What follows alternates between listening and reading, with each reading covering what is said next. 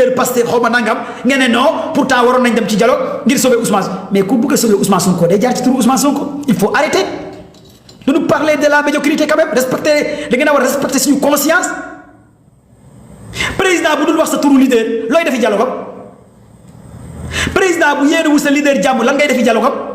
président bu taxaw ne sa leader rebelle la terroriste la ñuy ànd ak moom ay rebelle lañ ay forces occultes lañ ay terroristes lañ ay djihadistes lañ lan ngeen di defi dialogue il faut arrêter les soi-disant membres Pastef wala leader Pastef di utiliser ces genres de mots vraiment je suis désolé en vous et je vous comprends même pas nan nga mën a nekkee Pastef nga nekk benn cadre wala nga nekk benn nit ci biir Pastef nit ñi di la déglu ngay wax see bassesse koo xamante ne du wax ba tudd sa candidat mais nga gore sax koo xamante ne du wax ba tudd sa candidat mais nga gore ba xëy dee même boo nekkul président sax même sa candidat bu nekkul président nga goreel mais lan ngay tiit lan ngay daw bay daanu mais fii yàlla moo fi nekk lu ngeen di tiit lu ngeen di ragal mel leen ni Sonko na ngeen gore topp leen Sonko na ngeen gore mel leen ni Ousmane Sonko na ngeen di gore même su nekkee Sonko mënta nekk président sax gore leen gore dafa neex nit ku gore di am dignité dafa neex la dignité dafa neex ah te muy dëgg dignité dafa neex mais ngeen nekk ci ay manipulation mais nga dem ci dialogue ku la du tudd mais ku la mais dama leen di jox exemple nit ku la dul tudd looy defi këram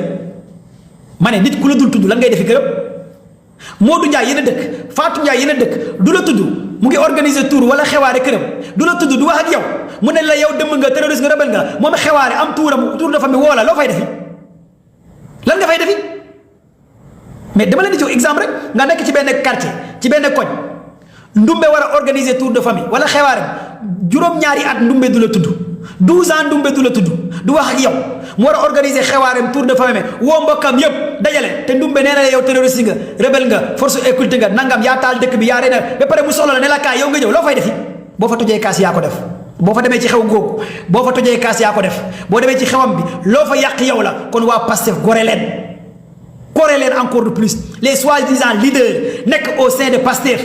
da ngeen a war a téye seen gémmiñ ngeen noppi ngeen déglu Ousmane Sonko sénégalais yi toppuñu leen de sénégalais yi dégluwuñu leen patriotes yi toppuñu leen patriotes dégluwuñu leen patriotes yi kenn la ñuy déglu mooy Ousmane Sonko moo tax gars yi bëgg Pastef de mais du yéen li ngeen di bind ci Facebook ci biir Ousmane Sonko lay sénégalais yi topp mais pas vous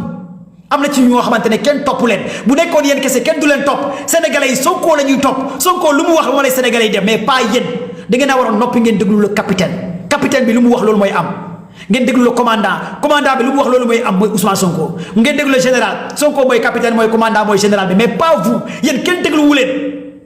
il faut arrêter c'est la vérité kon donc lu Sonko wax loolu la sénégalais yi wax Sonko nee na dialoguewul kenn dialoguewul Sonko nee na soxlawul amnistie kenn soxlawul amnistie Balake merci la maman à tout le monde merci pour les cadeaux mais des soi-disant intellectuels encagoulés qui sont à l'intérieur du Pastef wala imam wala oustaz encagoulés politiciens des soi-disant arrivistes au pouvoir intellectuels encagoulés des imams encagoulés intellectuels qui sont à l'intérieur de Pastef ngeen ñuy amer naan ñu pourtant waroon nañ dem ci dialogue bi lu ngeen fay defi il ne faut pas insulter notre intelligence man mi nga xamante ne ñaari yoon lañ ma jàpp ci combat Sonko 2021 prison laa nekkoon ngir Sonko te nekkuma cadre Pastef man commando ba te yéen ñii wax waroon ngeen dem ci dialogue kenn ci yéen deful prison kenn ci yéen jàpp di xeexalul Sonko bi dugg kaso yéen ñi di wax nekk biir Pastef naan Sonko dafa waroon dem dialogue amul kenn ci yéen ku xeexal Sonko bu dugg prison vous avez que de la grande gueule ci télé ngeen di toog di wax ak ci rajo noppi leen du ngeen xeexal Sonko buy xeex du ngeen xeex wàcc terrain du ngeen wàcc sur le terrain grande gueule ak analyse kese ngeen nekkee noppi leen man commando baay sax maa leen gën a légitime parce que man 2021 xeexal naa Sonko man ma dugg prison 2023 xeexal naa Sonko hôpital lañ ma fekk mënatu ma takkal ma yóbbu ma kaso kon man maa leen gën a légitime man fu ma Sonko soxla ma wàcc man xeexal naa Sonko guddi xeexal ko bëccëg kon yéen lan ngeen légitime taxaw ne gars yi dañoo war a dem dialogue parce que patati patata di wax parce que vous êtes des politiciens encagoulés wala des marabouts encagoulés wala des imams encagoulés nekk biir Pastef di manipuler le parti il faut arrêter ngeen respecter le respect du parti ngeen respecter encore le mot d'ordre du parti ngeen respecter encore Ousmane Sonko Bassirou Diomaye Faye Amadou Ba Guy Marius Sagna El Malick même ki nga xamante ne mooy Djibi Gueye le porte-parole Djibi Gueye ki nga xamante ne mooy ànd ak Ousmane Sonko barke démb wax na leen publiquement Djibi Gueye nga xamante ne mooy bras droit Sonko nee na leen Sonko waxul dialogue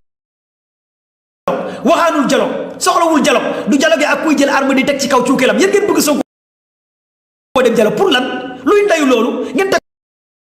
ko fat wala yeen mom nit ñi il faut arrêter ngeen respecter ñu encore yeen taxu leen nit ñi dugg Pastef yeen taxu leen nit ñi bëgg Sonko mo tax nit ñi xam leen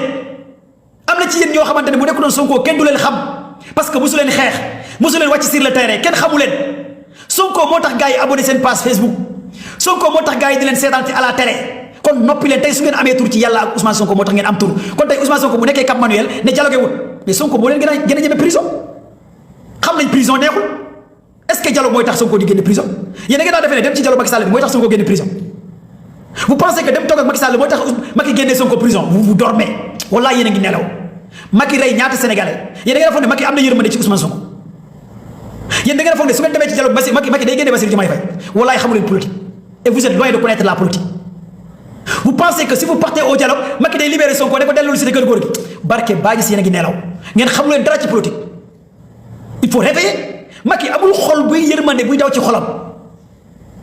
Macky caaxaanewul lu mu yéet yor su ngeen jàppelee Macky mu ngi yërëm Sonko lu toll ni fii tarfa ay na yéen a ngi juum Macky yërëmul Sonko su ngeen jàppee ne Macky yéene na Sonko gouvernement bi wala Bassirou Diomaye Faye yéen a ngi ci erreur bu mag fu mu ko mën a rey da koy rey billaahi Macky fu mu mënee reyee Sonko da koy éliminer fu mu mën a rey Bassirou Diomaye bu mu mënee rey ex-Pastef sax da leen di rey su ngeen sexee ak koo xamante ne ñaata doom la ñu rey en Casamance ñaata personne la xale la ñu rey en Casamance est-ce que tax na mu bàyyi ñaata xale la ñu rey Bignona est-ce que tax na Macky bàyyi Thiès Dakar feneen ak Kédougou est-ce que tax na mu bàyyi yéen ngeen jàpp ne kooku ngeen jàkkaloo en face ay négociation ay dialogue moo tax muy bàyyi il faut arrêter lan lay xel du jëriñ lu dul xalaat respectez leen seen intelligence yi te bu leen tomber ci piège yi je m'adresse à vous certains soi-disant cadres Pastef ou leaders qui sont à l'intérieur de ce parti des fois ñuy wax loo xamante ne c'est contradictoire avec le parti parce que aussi ñun duñu dugg prison ngir Sonko ngeen di trahir le combat non ñun duñu jaayante ñu rey suñu frère suñu sœur ngeen di trahir le combat jamais au plus grand jamais nga nekk imam nga nekk ci biir Pastef wala nga nekk cadre nga nekk ci biir Pastef tëjal sa gémmiñ si kenn déglu wu la noppil ñun ku ñuy déglu mooy Ousmane Sonko mu sell bi point déglu wuñu leen vous n'êtes pas compté vous n'êtes pas important parce que benn carte électeur kese ngeen am taxu leen kenn votel Sonko benn carte ngeen am seen carte boobu bu ngeen ko votelul Bassirou Diomaye Faye sax day gagné am na yoo xamante ne mënuma live te waxuma leen ko parce que ñu may déglu plus de 1100 personnes ñoo nekk sama live plus de 1100 personnes man cadre yi dañu may déglu renseignements généraux yi les cadres passifs dañu may déglu dañu may déglu mais ñun nag lu ñu liggéey ci combat bi jàppale ko Sonko ci combat bi ba heure bii nii du ñu bàyyi benn lâcheté benn hypocrite ay défaillant encagoulé ay politiciens intérêt personnel encagoulé di jaay le combat wala di leen trahir jamais man du ma bokk ci ñu leen di trahir du ma bokk ci ñuy trahir la jeunesse sénégalaise du ma mës a bokk ci ñuy dugg ci trahison la bu jaree dee dañuy dee wallahi lesim bu jaree dee ñun ñëpp dañuy ànd deewandoo bu jaree dund ñun ñëpp ñu dund man loolu laa gëm mais pas ñiy dee ñuy dund bu jaree dund ñun ñëppay dundandoo mais bés bu dee jotee ku deewul doo gor wallahi lesim bés bu dee jotee ku dund doo gor man loolu laa gëm te